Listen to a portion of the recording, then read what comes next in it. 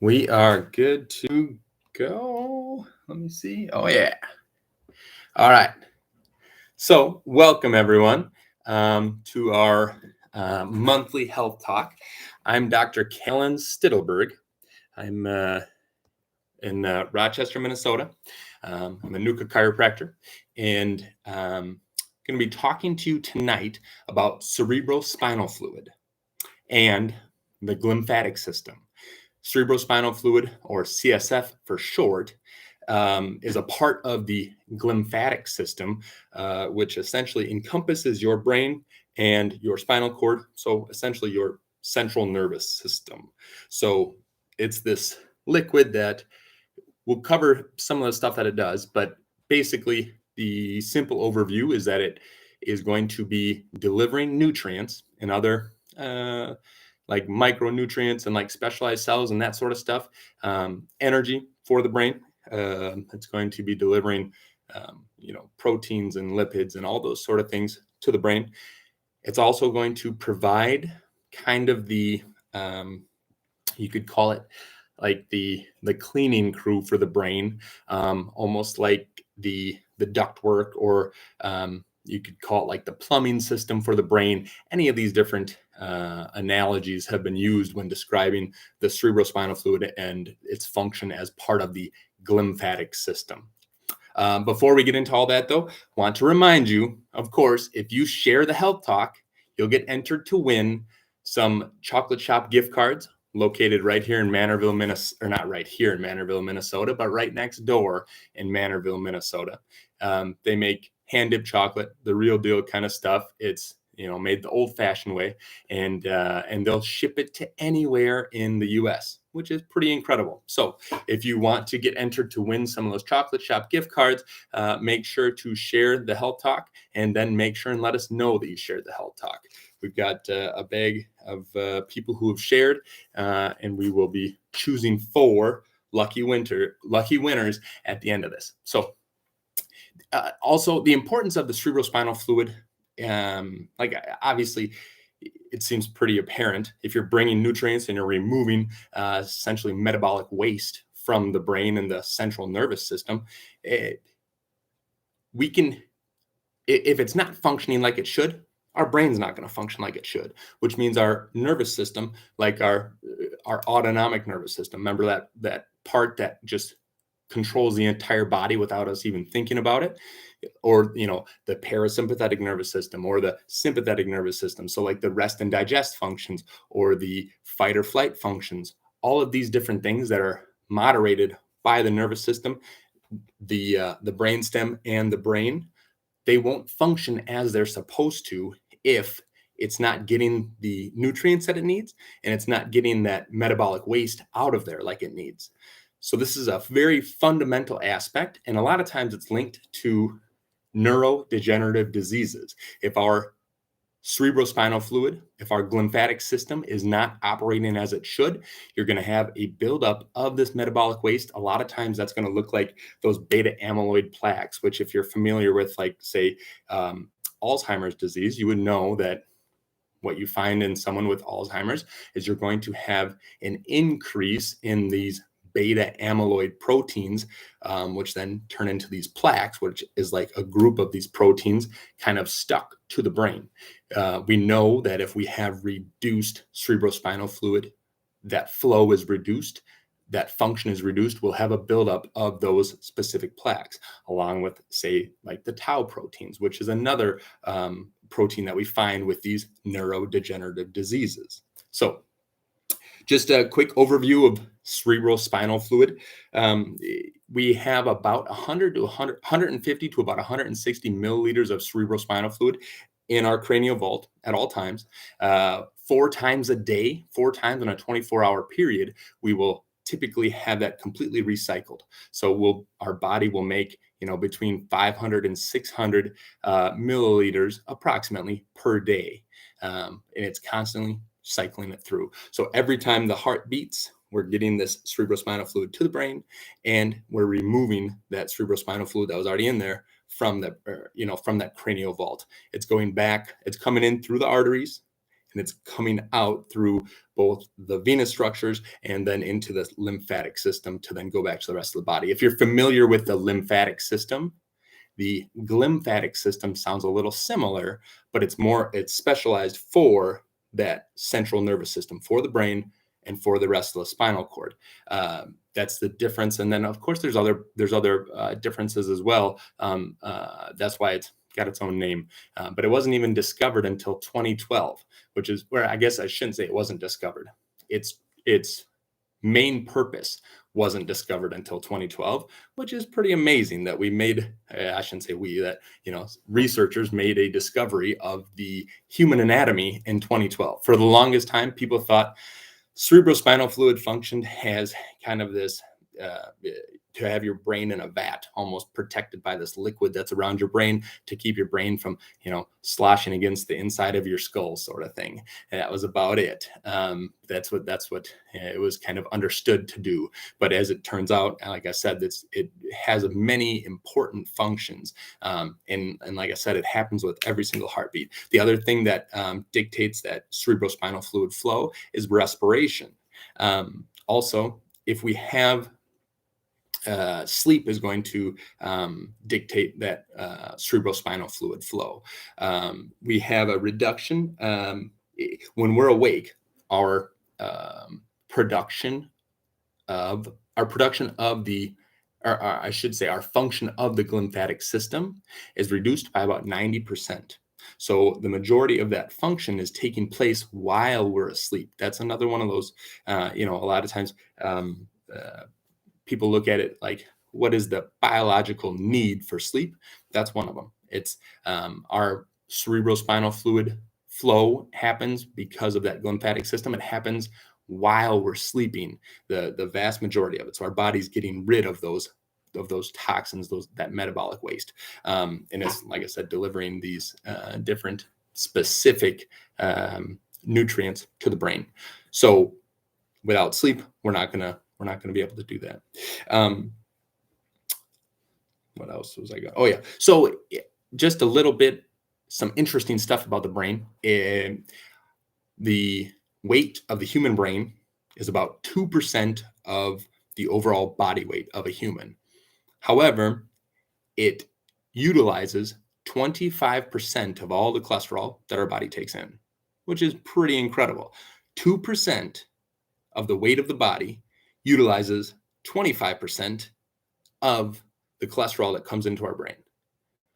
Kind of amazing. Also, side note, obviously, if your brain is using that much cholesterol, it should kind of come as a no-brainer that cholesterol is an absolute necessity for our brain to function. A lot of times we're told that cholesterol is bad and we want to avoid it.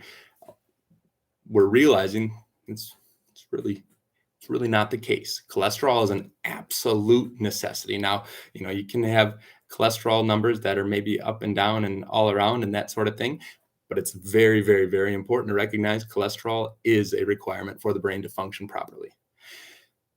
Without not trying to get too deep into the weeds about some of the functions, but with cholesterol, as it's being synthesized, as it's being used by the brain, it's going to produce these very specific lipoproteins that are then going to assist in removing some of those other proteins, like the beta amyloid ones or the tau proteins. They're used to get to function as, maybe you remember back in the day learning about a transport protein. So that's what some of these lipoproteins are used for, to transport things to and fro. And one of the things that they're going to do is get those beta amyloid proteins or those tau proteins out of the cranial vault. So very, very important that we have the cholesterol that we need, that we're getting enough because our brain needs it. Absolutely. Like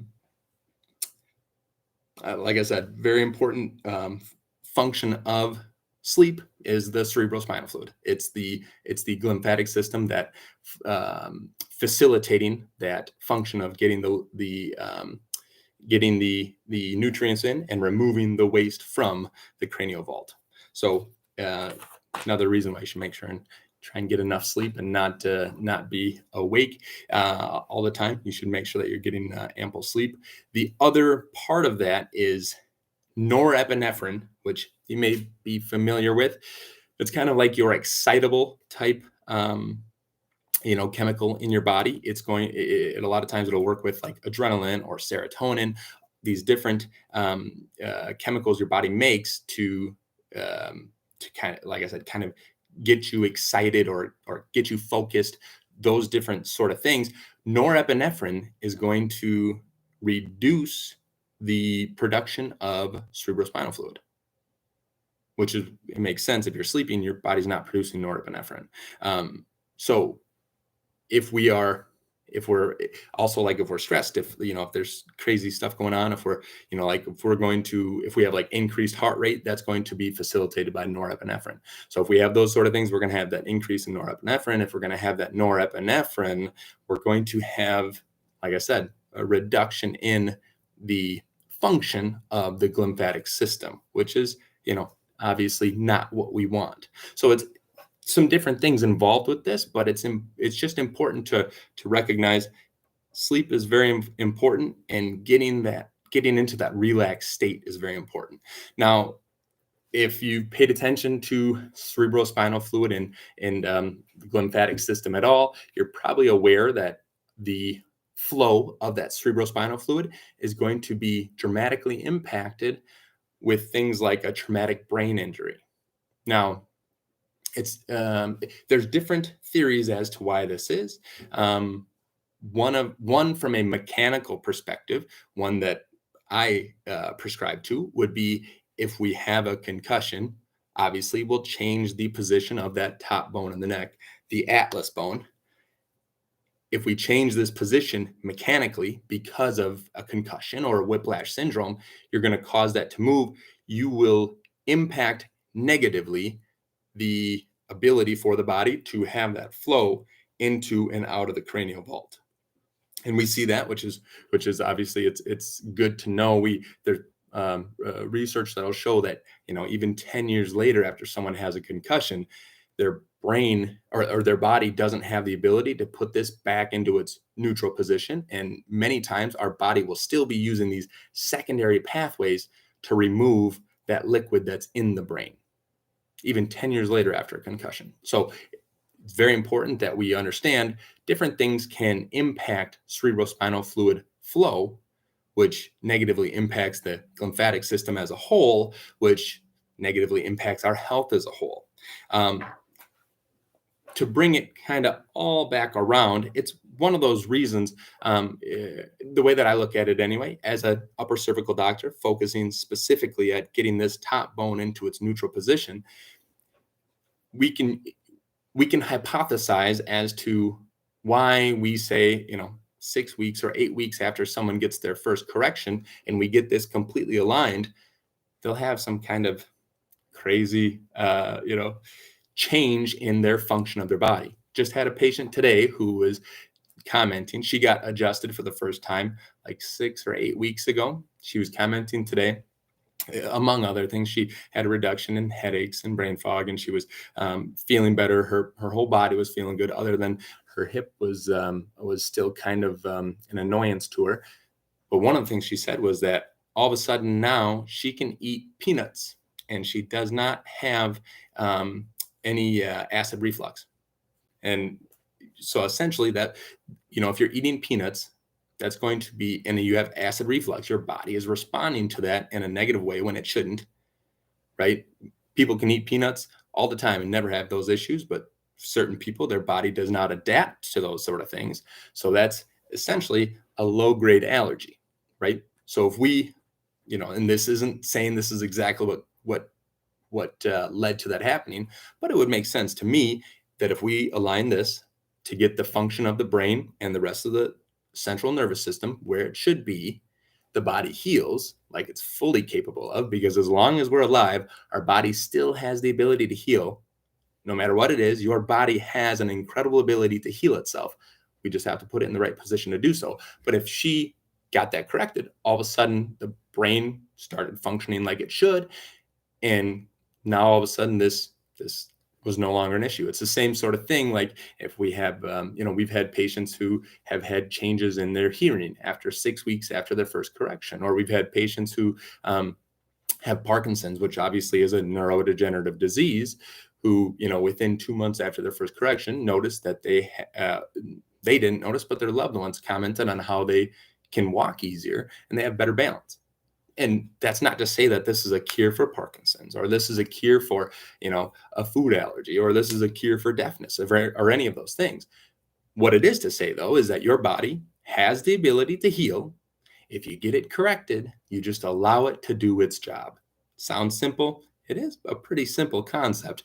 The actual application is a little bit more complex, but the kind of overarching idea behind what we're doing is very simple. Let the body do its thing. You got to put it into position to allow it to do its thing. And once it's there, step out of the way. You take a step back and you say, body, do what you can do. Heal yourself, because, our body is incredibly intelligent, so much more intelligent than we are. We just have to be intelligent enough to notice that, to realize that. So, hopefully you understand the importance of cerebrospinal fluid. And like I said, a little bit of kind of one reason why I'm familiar with it, obviously, is because the cerebrospinal fluid comes right through here, right where that atlas bone is. So it's obviously very important. And if we align it, we can see that all of a sudden that pressure that's in here reduces, and then all of a sudden the body's healing like it's capable of. We just want to allow the body to do its job. All right. Hopefully that's simple enough. If not, leave a comment and I'll get back to you, let you talk, potentially come up with a different analogy other than like the cleaning crew and the plumber and that sort of thing.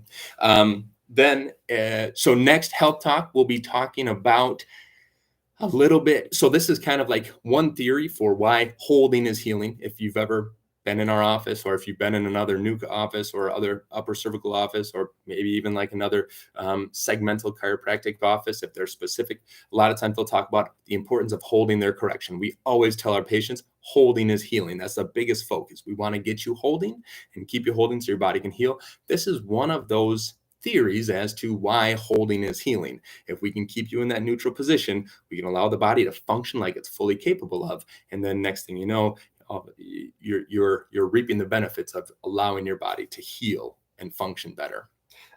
So next Health Talk will be on the atlas subluxation complex, which is a lot of big, weird sounding words, but basically we'll be talking about another way of looking at maybe another theory as to why we can adjust up here and the rest of the body can heal itself in kind of crazy manners. So that'll be the next one. Like I said, it'll be the first Tuesday of next month.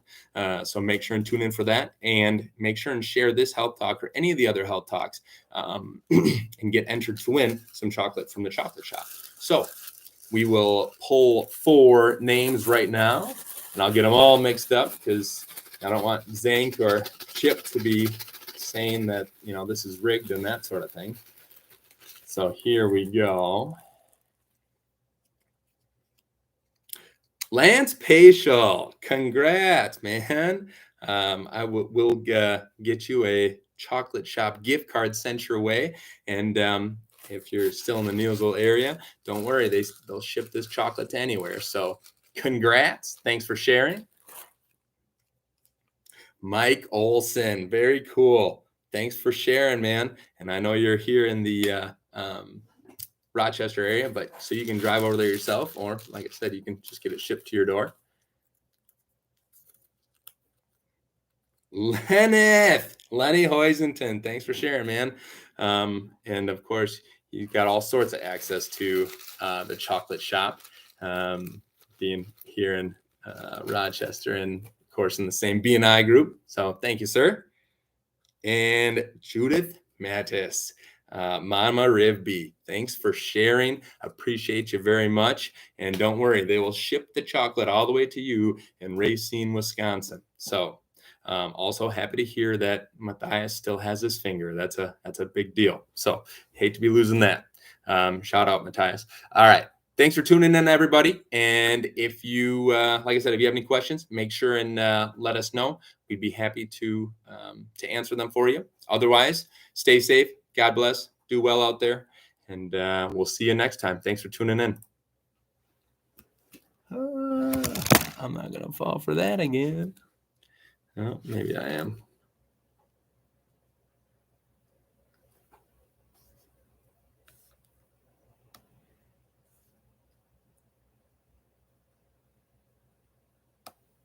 Cool.